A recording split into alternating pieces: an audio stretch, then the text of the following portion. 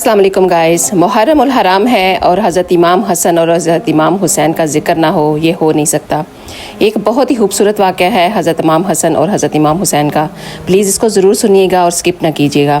حضرت امام حسن اور حضرت امام حسین بچے تھے تو آپ دونوں نے کہیں کچھ لکھا اور دونوں حضرت علی کے پاس آئے اور کہنے لگے کہ بابا جان بتائیں کس نے اچھا لکھا ہے۔ تو حضرت علی کمپلیکس میں آ گئے کہ اگر میں نے دونوں میں سے کسی ایک کو اچھا کہا تو دوسرے کو تکلیف ہو جائے گی۔ تو انہوں نے حضرت علی نے فرمایا کہ آپ دونوں اپنی امی جان کے پاس جائیں اور وہ فیصلہ کریں گی۔ تو وہ حضرت فاطمۃ الزہرا کے پاس آئے تو حضرت فاطمۃ الزہرا بھی دونوں میں سے کسی کا بھی دل نہیں دکھانا چاہتی تھیں۔ تو انہوں نے کہا کہ آپ اپنے نانا جان کے پاس جائیں، ان سے پوچھیں کہ کس نے اچھا لکھا ہے۔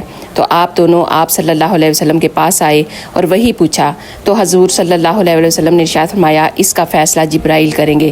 تو جبرائیل نے فرمایا کہ میں اس کا فیصلہ نہیں کر سکتا، اس کا فیصلہ تو اللہ سبحانہ و تعالیٰ ہی کریں گے۔ تو حضرت جبرائیل اللہ کے حکم سے ایک سیب لے کر آئے اور فرمایا میں اس سیب کو اچھالوں گا، جس کی طرف بھی یہ گرے گا اس کی لکاوٹ بہتر ہوگی۔ آپ نے سیب کو اچھالا اور وہ سیب دو ٹکڑے ہو کر دونوں شہزادوں کی طرف گر گیا۔